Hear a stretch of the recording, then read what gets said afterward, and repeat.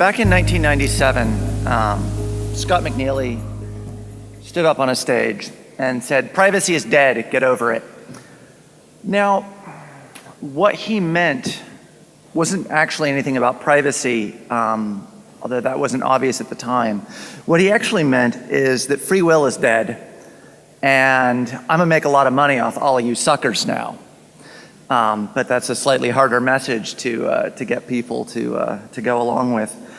So the history of the internet in the past, especially 20 or so years, has been a really interesting shift from a set of systems which were explicitly designed when they were first built to encourage a certain kind of decentralization of power, to allow people to speak freely and communicate freely across the scope of the globe.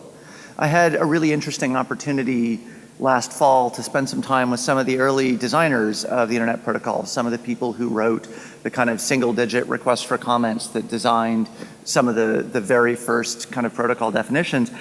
And this was just after the Snowden leaks had broke, and they were furious. They were furious because they had designed a politics into this network that they built, and that politics had actually really pretty much bred true over 40-something years. And there were ways in which it had been subverted by layers that had been piled on top of it. And then they found out that the whole thing had been undermined out from under them by the government that they thought they were collaborating with. We call this process, especially of what's happened in the past 20 or so years, kind of the enclosure of the internet. In an analogy to the enclosure of the Commons in England. And it's the process by which systems that used to be decentralized have been made more and more centralized, have been restructured to track more and more data. And a lot of this tracking is corporate tracking. It's not just government tracking. We're dealing with both. But the specific set of trade-offs that McNealy was talking about when he was talking about the death of privacy are the trade-offs that have resulted in, for instance, Target being able to do what they've done in the US around marketing. Target decided, so in the US, and I assume it's similar in a lot of other markets, there were only a couple of places where there are actually big shifts in consumer buying habits. And it turns out that having your first kid is one of the biggest shifts in consumer buying habits. The other ones are leaving home when you go away to college and getting divorced or moving in with a new partner. But because pregnancy is one of the biggest ones, there's this huge incentive for Target to be able to track and figure out when women are pregnant as early as possible. So they figured out, hey, there's a bunch of things that, of product categories that women, if they suddenly start buying these, it probably indicates that they're pregnant. So they started tracking on the basis of those and then marketing baby goods to people who had suddenly started buying these things, to try and get them to switch to shopping more at Target for groceries and whatever. Now, in a specific case, this caused, there's a gentleman who walked into a Target store extremely disturbed, saying that, well, you've just started advertising, maternity goods to my 17-year-old daughter. This is completely unacceptable. You need to stop doing this. And of course, the store manager had no idea what was going on. He doesn't know anything about their big data marketing programs. And then the next week he showed up at the store again and apologized and said, well, apparently there's something going on in my house I didn't know about. And eventually Target realized that they got a lot of really nasty feedback because people were like, man, you know that I was pregnant before I told anyone. Like before I told my closest friends. That's really creepy. And so now they just sort of randomly happen to send you things that look like they're just a general bunch of stuff, but they have all of the same maternity goods shoved in there so that you don't notice what they're doing to you. And that bit where you don't notice how you're being manipulated, not on a society-wide level, as it has been with advertising for a good while, but specifically you as an individual are being manipulated by an incredibly large structure of data that's being refined so that they can understand how that's going to shift your behavior. That's new. And that's what Scott McNealy was actually talking about when he said that privacy was dead. He was talking about individualized manipulation of specific people for ends that may be market ends, they may be any number of ends.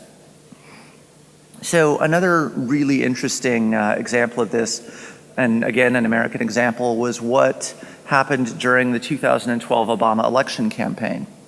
So normally they will go around and try to figure out, who's a likely swing voter, and sort of what general things might change people's minds, and then advertise or what have you on the basis of those general things.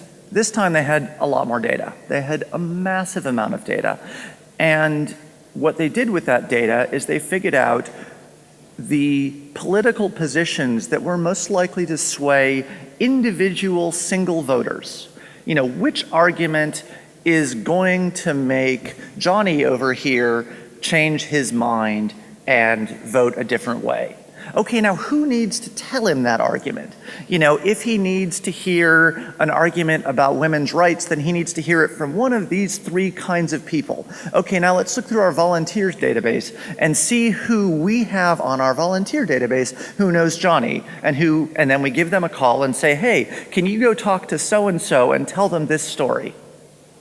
And they did that across the entire electorate. And it was pretty effective. But is that free will anymore when your vote is being individually manipulated on that kind of scale, on the basis of the full weight of everything you've posted to Facebook and all the marketing data that's extracted from that, your entire consumer buying profile from the credit card companies, everything that you've bought, the timing of things that you've bought, every statement that you've made, direct polling data supplementing this. Direct polling data not used in a statistical way to understand the intents of an electorate, but saying, well, we want to understand what this guy thinks specifically. So we're going to call this guy and ask him what he thinks, and sure, pretend it's part of a randomized statistical polling effort, but no, it's actually, we want to know what this guy thinks because we want to change his mind. That's the level of structural shift that we're seeing in terms of the manipulation of people these days. Now, this is still propagating. These are examples that are still notable. They're not going to be notable for very long, though, because this kind of stuff is spreading, and it's spreading quickly. The most interesting of the slides that came out of the Snowden releases was from the UK, from GCHQ's Joint Threat Research Investigations Group.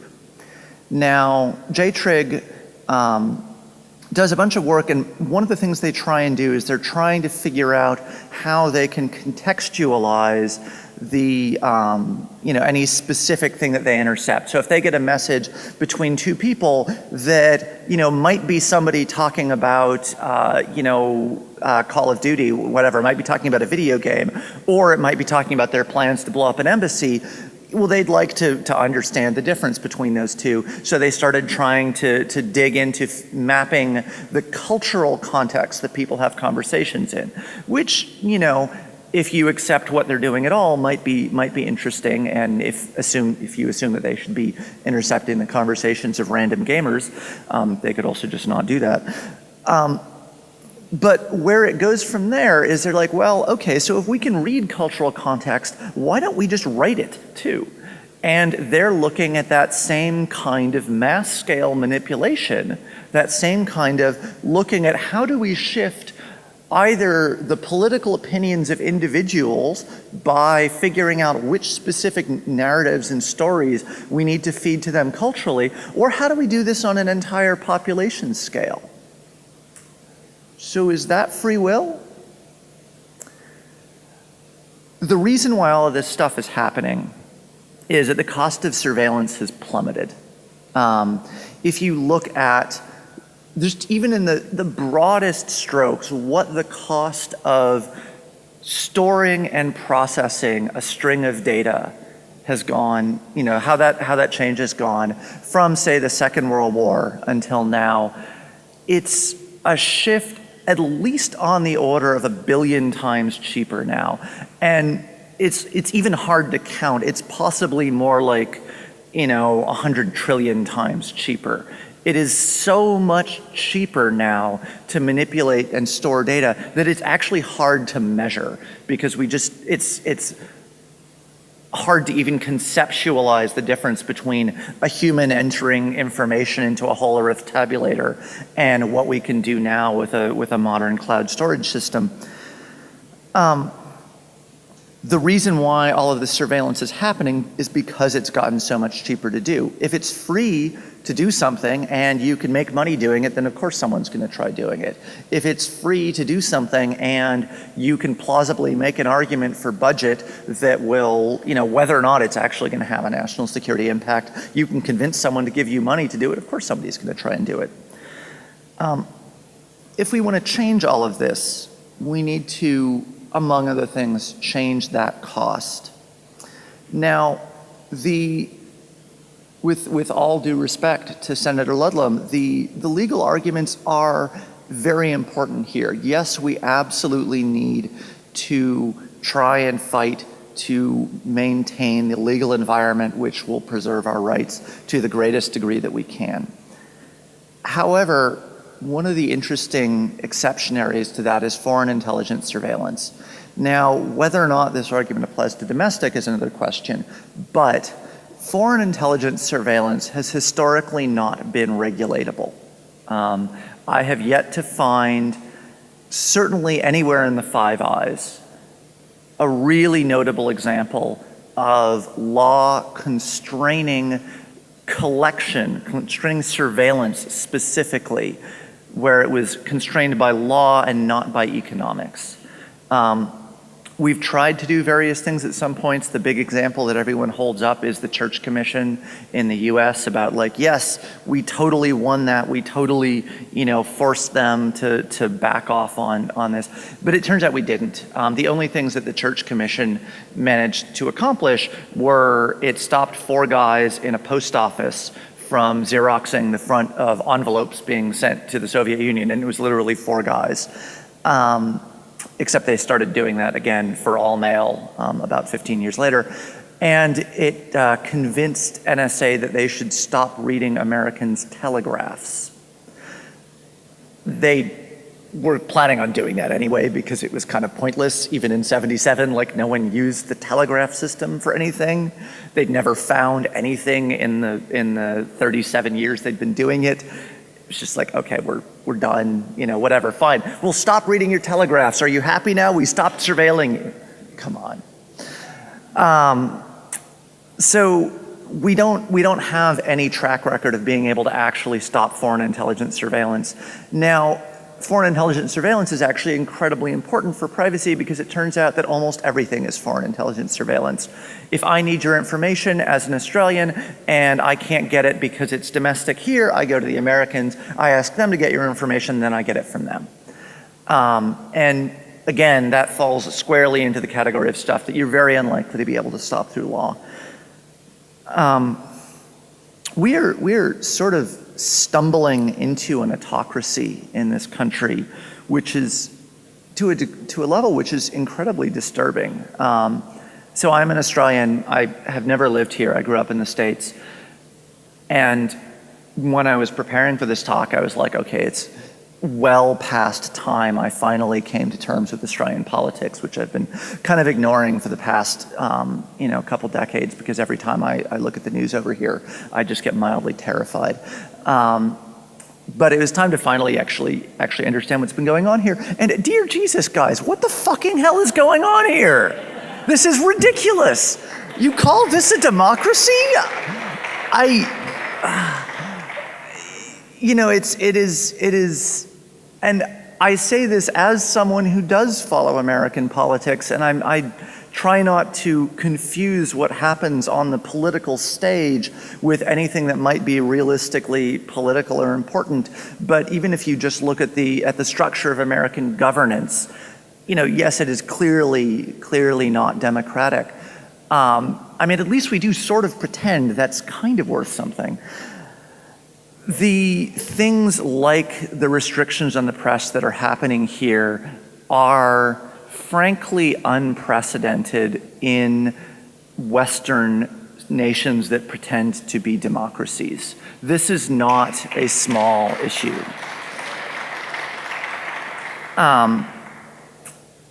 And as far as I can tell, again, absolutely no disrespect to anyone in this room, there is no opposition. It's just sort of happening, and I am deeply confused by this. I'm not sure where that lack of opposition is coming from, because I hope, and again, this may be that I'm too close to this issue, that the dangers should be incredibly clear. Australia has a real deep history of a certain kind of political rebellion, not in more recent years, but that history is there.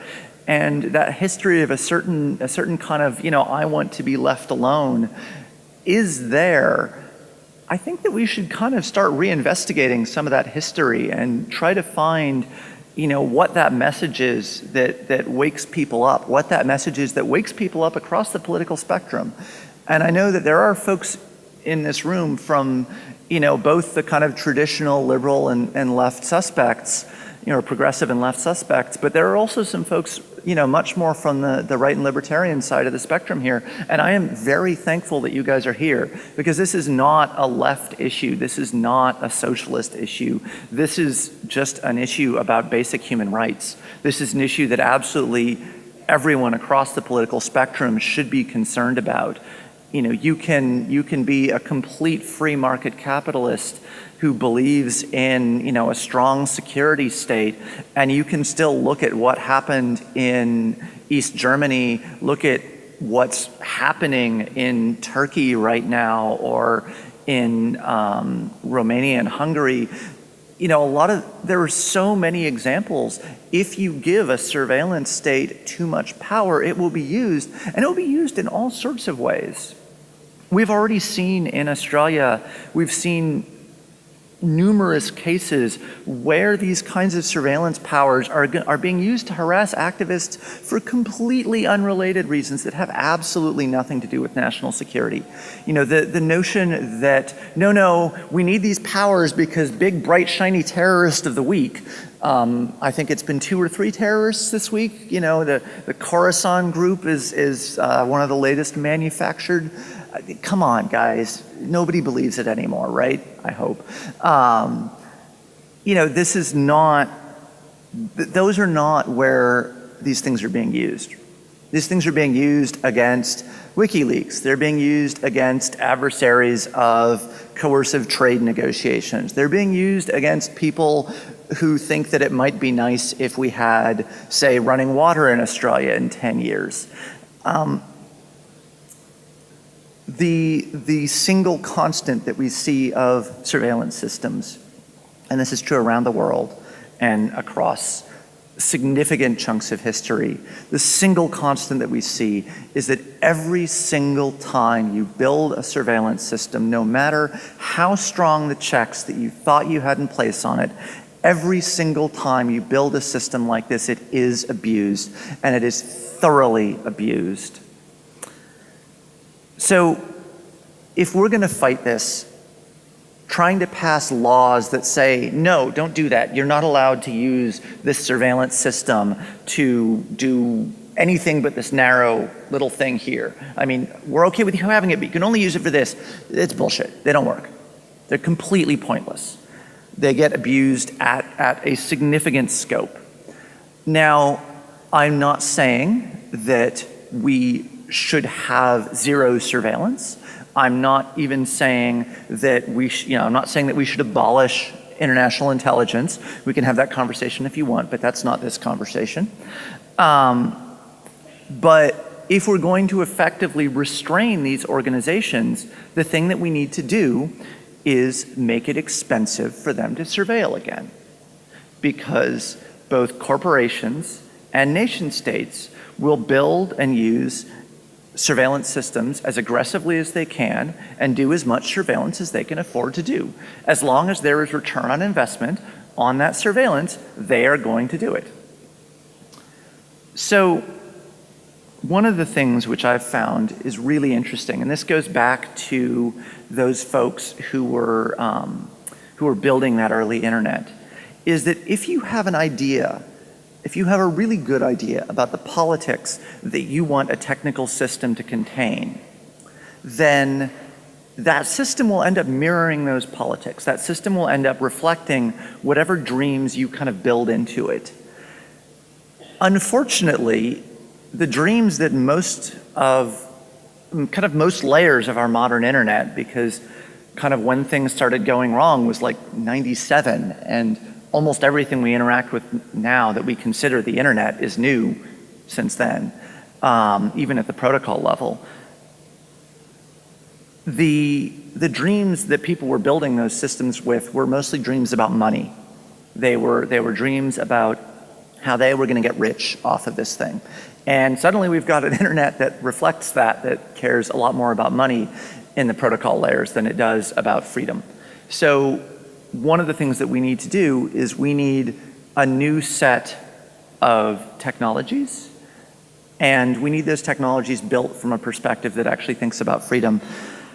That is what it looks like to make surveillance expensive again. It looks like actually thinking about this as a condition of building technologies. But that's not enough, because we do need the legal side. We do need the policy side as well, right? We do need to actually build something that lets us campaign. When I was doing the research for this, one of the things which was really interesting was trying to go through and understand how the intelligence system actually works in this country, like where the oversight is. Even the oversight that we know is kind of pretend, is maybe not actually doing anything. Where is it? And I have to say, again, versus the American example, the UK example, the German example, this is an incredibly opaque country. As far as like who has surveillance authorities, who can approve things. You know, one of the things that I found which was shocking, if you look at what ASIO means by warrant, when I'm used to you know, if they issue a warrant for surveillance, like that's a thing that involves a judge, it's a somewhat adversarial process, at least. Not the Director General of ASIO says, we need a warrant for this. Scribble. Here you go. Like they can issue their own warrants. This is ridiculous. You know, this is not how we do things in a democracy. Where is the campaign? You know, I strongly support the work that EFA does, but EFA is not a campaigning organization right now. You know, EFA throws an amazing workshop like this, but there is no really solid campaigning organization, and this is why Scott is having to use you know, memes. Why that's sort of the best thing that we can do is let's rally the internet and just kind of go out there and take a bunch of wild swings and hope it's good enough. And it may actually well be good enough. I'm not saying that we cannot do incredible things by just sort of coming together in a flurry and going out there and making things happen, because it does work.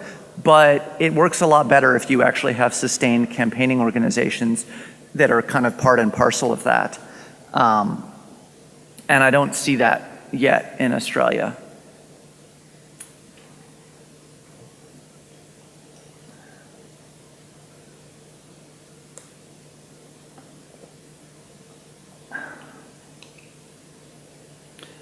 So what I do the rest of my time when I'm not up on stages talking right now is I'm looking at trying to figure out how we can make the internet safe for high-risk users again. And this is something which it turns out is, so there's sort of, in some ways, two kinds of users of the internet, and which is really sort of saying two kinds of people in society, because the internet is really just sort of society. There are people who haven't done something that annoyed someone with power, and there are people who have. And there are a whole lot of folks out there who are working on how do we secure the internet for people who haven't annoyed anyone with power. You know, people like the Chrome security team, you know, who are you know, trying to build a good browser that will kind of keep people safe in the default case, who probably aren't being particularly targeted. They're subject to the kind of background radiation of internet surveillance, and organized crime and this and that, but they're probably not being super specifically targeted. And then you have anybody who's kind of stuck their head above the parapet. And this means activists, this means journalists, dissidents, sex workers, asylum seekers, domestic violence victims. This isn't just the kind of obvious political cases, although they're obviously on that list too. And there is an internet freedom community that is doing what it can to try and help these people, but they're massively outgunned, right? Because as soon as you stick your head up, you're subject to a $600 billion global set of powers, to some share of the attention of that searchlight. And structurally, there's very little that a kind of like little, I don't know, $30 million NGO scene that's kind of scrabbling around can do against that right now. So that's one of my big questions right now is how we scale that up. And I have some of my own answers, but that's again a later conversation. But if we don't find an answer there, we're in trouble. The internet over the past 20 years has become incredibly important to human freedom. It has become incredibly important to the way we function as democracies. How many, and I know this is probably a somewhat internet-centric audience, how many people here get most of their news from a source other than the internet? That's like, okay, 5 or 6 people. If you don't have an internet that allows for free publication, you've lost that news. If you have an internet that doesn't allow for the free production of news, you've lost all of those news sources, because I can tell you, I've never met a reporter in the past decade who doesn't do almost all of their work online. It's just how news works anymore, how news works now. And if we don't have a free internet, all of that is threatened. Now, it's only threatened really if you kind of stand up. But if anybody who stands up gets cut down, then the actual freedom that we can express really goes away. So, and of course this is not going backwards. This is only going to continue. This is only going to get stronger and stronger.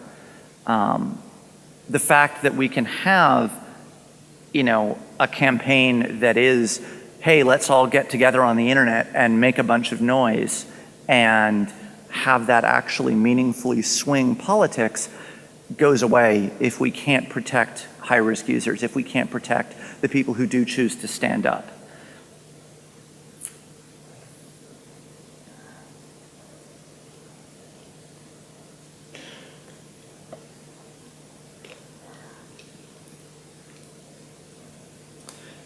So on the legal side, in addition to trying to get rid of the obvious kind of positive structures, so by positive structure I mean things like data retention, things like requirements to backdoor security systems, those things that actively make us weaker. In addition to trying to get rid of those, there are a bunch of other things that we need to see happen. Obviously, we need to continue to allow a free press to actually be a free press. But if you look at things like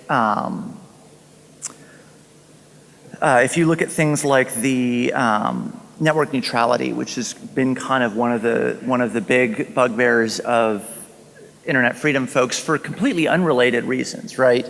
Network neutrality actually turns out to be incredibly key to the fight for a free internet, to the fight for any kind of communication freedom. If we're gonna make surveillance expensive, again, one of the things that requires us to do is decentralize. It requires us to stop using these centralized services that can simply take all of our data.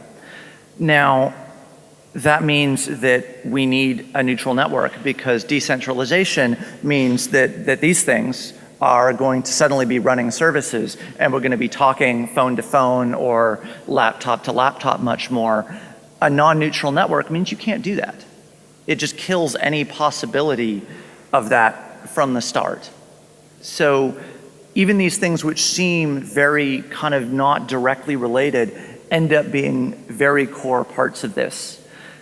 So we need to go through and figure out, okay, where are all of the places that corporations and that the people who design these systems can be influenced? How do we work on these people? How do we work on the people who are making these decisions so that they make the choices that make surveillance expensive again? And that's, as much as we need to look at kind of fighting the fight on these positive issues, we also need to look at making sure that we preserve space for and shape the market in the direction of making surveillance expensive again.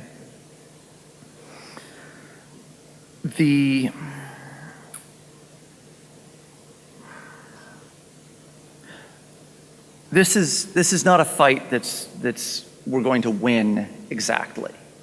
This is a fight that we're going to keep fighting forever. As long as we have a state that is constructed in the manner of the state that we have now, it is going to try and push back. It is going to try and drag us back further and further into this kind of surveillance world. This is simply a fact of having electronic communication. We don't get to turn it off. We don't get to shut it down. We're kind of stuck with this forever. Which is honestly one of the reasons that we need something that is more campaign-like. Because again, we can do this flurry of internet memes, and that may get us out of this breach, but you can't sustain that kind of energy over decades. And that's, it's decades, it's centuries, right? This is simply a matter of internet communication. However, there's also something about the moment that we're in right now. Not just in terms of the inertia that we have, but as we look at the kind of increasing spread of the internet into society, it is getting harder and harder to change those core protocols, right? There is more and more of society built on top of these things, built on top of the internet. Every time another phone is sold, that's another device that you have to patch and update if we're going to shift fundamental protocols.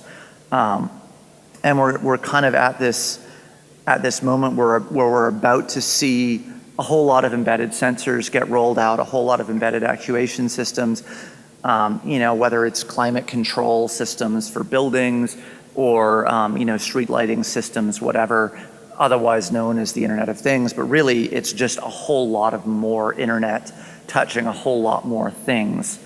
All of that has to be part of any technological shift too. So while we're in this for a very long fight, we also need to start winning soon.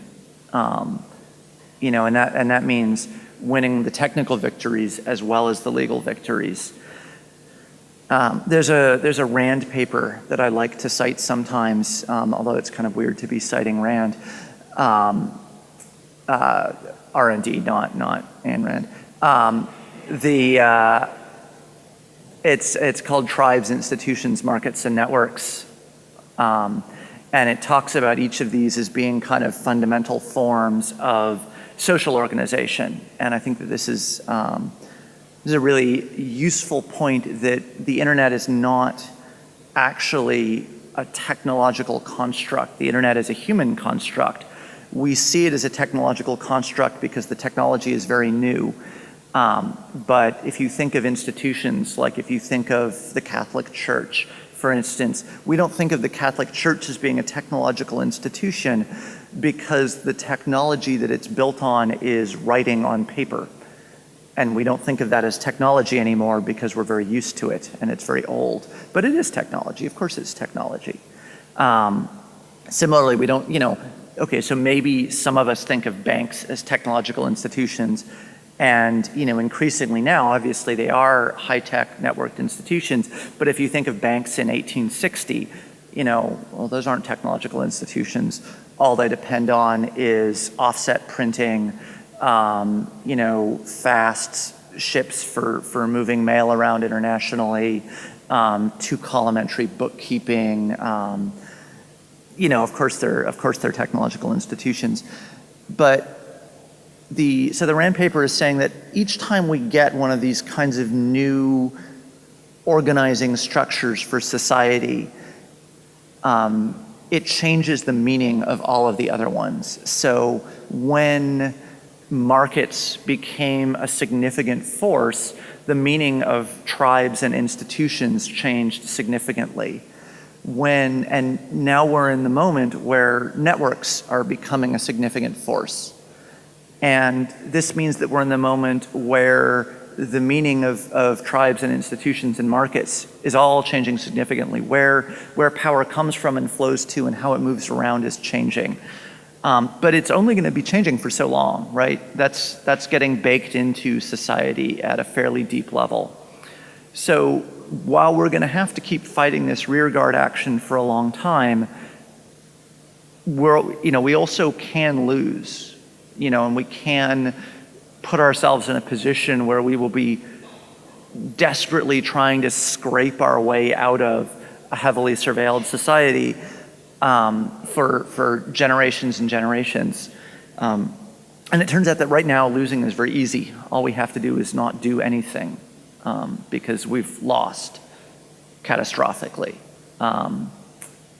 Now, we can win this. Of course we can win this.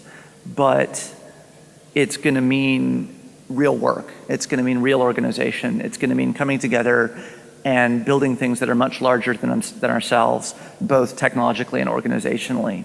And I think where I'd like to leave you today is with a call. This time next year, let's come back into this room with a serious Australian rights campaigning organization in existence.